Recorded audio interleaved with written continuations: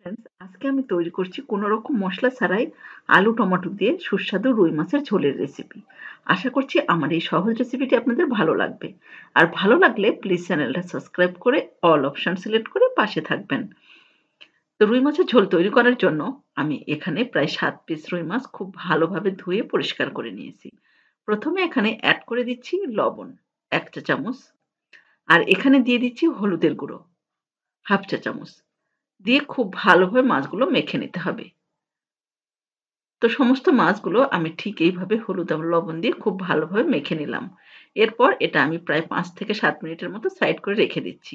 আর এখানে নিয়েছি কিছুটা আলু। আলুটা আমি ছোট করে পিস করে কেটে নিয়েছি। আর নিয়েছি কিছুটা টমেটো। তো টমেটোটাও কিন্তু আমি এভাবে ছোট করে পিস করে কেটে নিয়েছি। তো ১ম এ এখানে প্যানে কিছুটা তেল আমি গরম করে নিয়েছি। এরপর মাছগুলো দিয়ে দিলাম। তো মাছগুলো দিয়ে আমি মিডিয়াম হিটে প্রায় ৩-৪ মিনিটের মতো এক পাশটা ভেজে নেব। তো এক পাশটা ভাজা হয়ে গেলে অপর পাশটাও ঠিক এইভাবে ভেজে নিতে হবে। তো সমস্ত মাছগুলো এইভাবে প্রায় ৫ থেকে ৭ মিনিটের মতো মিডিয়াম হিটে ভেজে নেওয়ার পর যখন এইভাবে ব্রাউন হবে, তখন মাছগুলো উঠিয়ে নিতে হবে।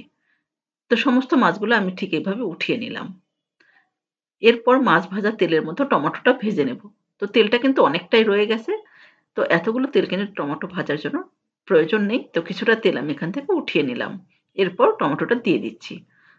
আর এখানে এড করে দিচ্ছি একটুখানি হলুদের গুঁড়ো। তো এখানে ১ম এ আমি এখানে কোনো লবণ ইউজ করছি না। কারণ লবণটা দিলে কিন্তু টমেটোটা গলে যাবে। তো হলুদটা দেওয়ার পর খুব ভালোভাবে মিশিয়ে নিতে হবে। তো হাই হিটে টমেটোটা কিন্তু আমি প্রায় ৫ থেকে ৭ মিনিটের মতো ব্রাউন করে ভেজে নেব। তো টমেটোটা যখন ঠিক এইরকম কালার হয়ে আসবে, তখন গ্যাসটা বন্ধ করে দিতে হবে। তো আমি টমেটোটা উঠিয়ে নিচ্ছি। তো সমস্ত টমেটোটা ঠিক এইভাবে উঠিয়ে নিলাম। এরপর প্যানে কিছুটা তেল দিয়ে দিলাম। তেলটা গরম হয়ে গেলে এখানে এড করে দিতে হবে ১ চা চামচ সর্ষে। একটুখানি তেলের উপর নেড়ে নেওয়ার পর এখানে এড করে দিচ্ছি আলু। আর এখানে দিয়ে দিচ্ছি হলুদের গুঁড়ো 1/2 চা চামচ। আর এখানে দিয়ে দিচ্ছি লবণ ১ চা চামচ। দিয়ে খুব ভালোভাবে মিশিয়ে নিতে হবে।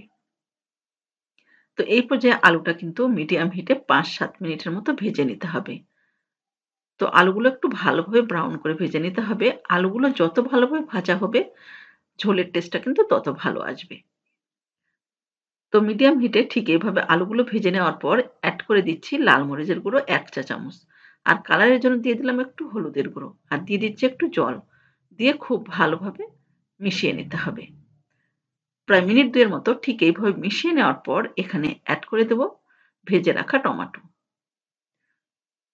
টমেটোটা দিয়েও আমি প্রায় মিনিট ২ এর মতো আলুর মধ্যে ভেজে নিচ্ছি। এতে করে মরিচটা, ঝালের গুঁড়োটা খুব ভালোভাবে আলু এবং টমেটোর মধ্যেও খুব ভালোভাবে মিশে যাবে। এরপর দিয়ে দেব কিছুটা লবণ। দিয়ে খুব ভালোভাবে মিশিয়ে নিতে হবে। এরপর এড করে দিচ্ছি এখানে গরম জল। অবশ্যই কিন্তু এখানে গরম জল দিতে হবে। দিলে ঝোলের টেস্টটা ভালো আসবে। তো আমি প্রায় ৩ কাপের মতো জল দিলাম। জল দেওয়ার পর যখন ঝোলটা ফুটে উঠবে তখন মাছগুলো দিয়ে দিতে হবে। মাছগুলো দেওয়ার পর এটা আমি ঢাকা দিয়ে রেখে দেব প্রায় ৫ থেকে ৭ মিনিটের মতো। আর অবশ্যই এই পর্যায়ে গ্যাসের ফ্লেমটা মিডিয়ামে রাখতে হবে। ৭ মিনিট পর আমি ঢাকাটা উঠিয়ে নিচ্ছি। ঠিক এই পর্যায়ে আমি এখানে এড করে দিচ্ছি কয়েকটা কাঁচামরিচ। এতে করে ঝোলের টেস্টটা ভালো হবে। এরপর আমি এটা দমে রেখে দেব প্রায় ২ মিনিটের মতো। তো ২ মিনিট পর ঢাকাটা উঠিয়ে নিলাম। দেখুন, আমার কিন্তু একদম রেডি হয়ে গেল। কোন রকম মসলা ছাড়া এইরকম ঝোলের একটা রেসিপি। এটা গরম, গরম ভাতের সাথে খেতে কিন্তু খুবই ভালো লাগবে। অবশ্যই এইভাবে ট্রাই করবেন আর রেসিপিটি কেমন লাগলো তা জানাবেন। আর ভালো লাগলে লাইক, কমেন্ট এবং শেয়ার করে পাশে থাকবেন। তো আজ এ পর্যন্তই, ভালো থাকবেন।